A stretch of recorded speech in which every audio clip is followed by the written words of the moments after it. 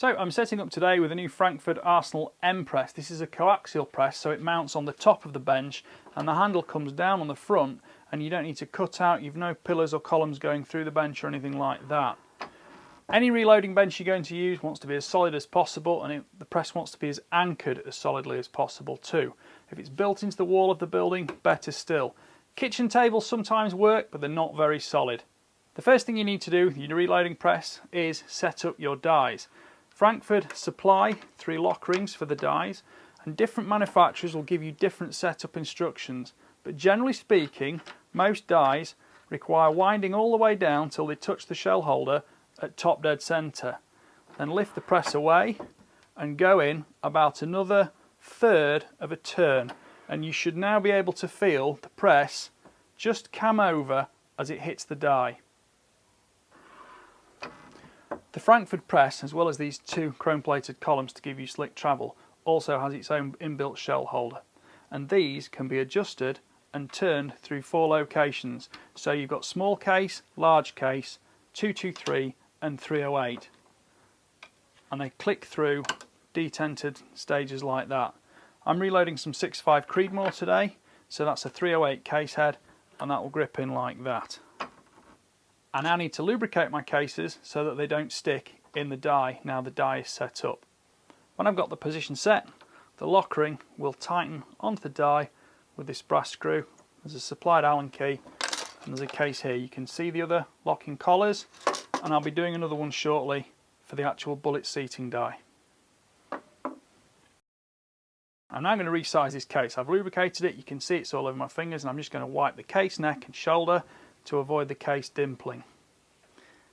This press will also remove the primer, because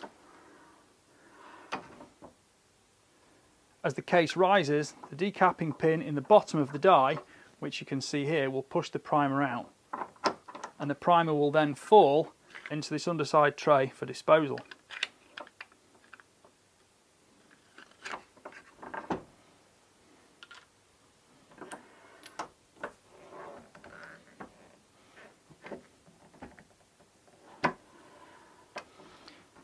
As the case goes all the way into the die crimps the neck all the way down. The expander ball goes through the decapping pin, pushes the primer out, and then as the decapping ball comes back up through the neck, it expands it to size, which is why the press is hard to push down and also to pull back up. And I recommend pulling up slowly and gradually and being consistent from case to case. You can now see the case is deprimed. One really great feature of this Frankford press is that there's a USB cable and power adapter supplied, because there's a button on top here which will light up your press and work area. This is really handy and a feature I really like.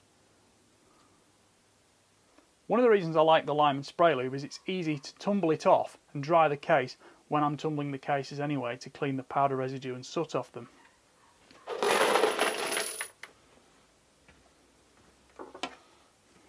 I've put corncob media in the tumbler,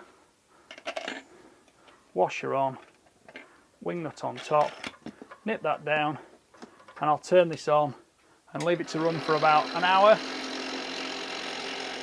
I tend not to tumble while I'm actually reloading cases and measuring powder, because the vibration can upset scales.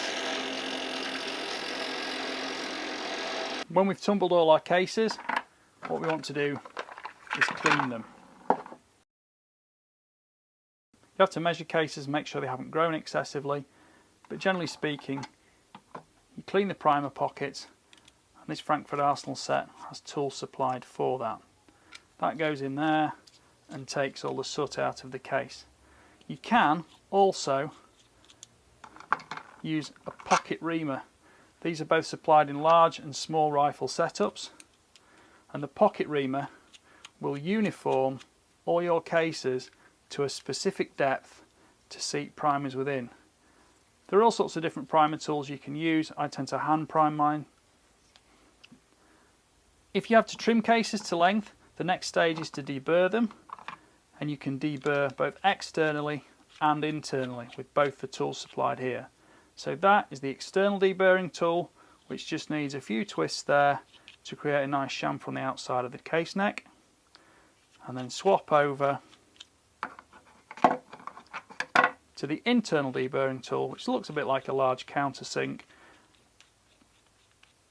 Again, just a few turns will create a nice chamfer on the inside of the case mouth now. You have to do this for all your cases, and it's something you have to do identically to each one. Different priming tools are available. I quite like these Lee hand priming tools.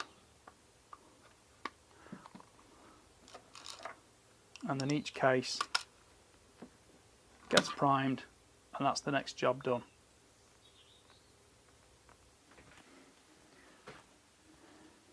The Frankford powder thrower has got a stand to keep it off the bench, and you also have a fine adjuster here to adjust the actual volume of powder being thrown.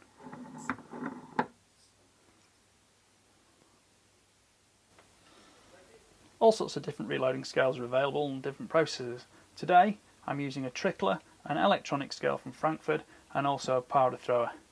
The powder thrower is set to about 40 grains, and I want to load 41.1. So now all I'm going to do is trickle those last few grains into the case until it reaches the exact measurement I want. The final stage is seating the bullet. So we've set up our seater die in a new lock ring now. This is quick release, so it will come in and out very easily without losing our settings. The case goes into the shell holder. Hold the bullet gently on top, just let it ride through your fingers. Different dies all work in slightly different ways, and then all the way through until it seats the bullet. Now, depending on the overall length we want, we can change the settings on the die to accommodate that.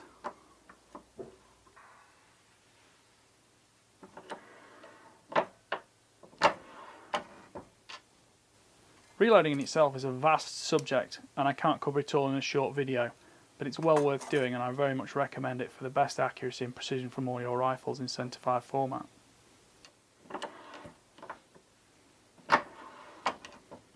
Once it's set correctly, do all your batch of cases exactly the same.